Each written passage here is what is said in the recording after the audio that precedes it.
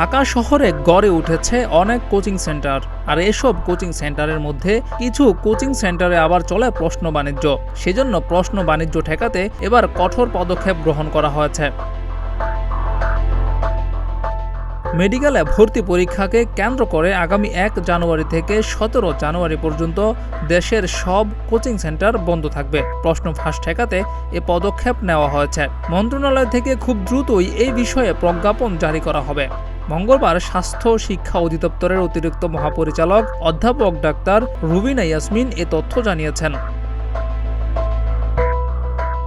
ভর্তি পরীক্ষায় প্রশ্ন ফাঁস সহ গুজব প্রতিরোধে আন্তঃমন্ত্রণালয়ের সভা থেকে কোচিং সেন্টার বন্ধের সিদ্ধান্ত আসে। এবছর এখনও আন্তঃমন্ত্রণালয়ের কোনো সভা হয়নি, তবে মেডিকেল ভর্তি কমিটির সভায় ১ জানুয়ারি থেকে সব কোচিং সেন্টার বন্ধ রাখার সিদ্ধান্ত হয়েছে।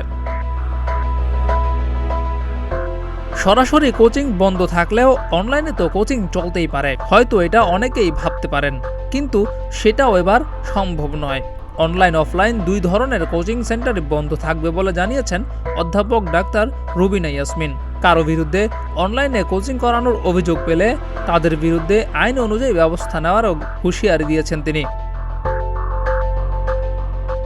আগামী ১৭ জানুয়ারি সারা দেশে একযোগে অনুষ্ঠিত হবে ২০২৪-২৫ শিক্ষাবর্ষের এমবিবিএস ভর্তি পরীক্ষা।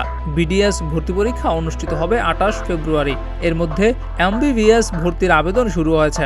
আগামী ২৭ ডিসেম্বর পর্যন্ত অনলাইনে আবেদন করার সুযোগ পাবেন ভর্তিচ্ছুরা।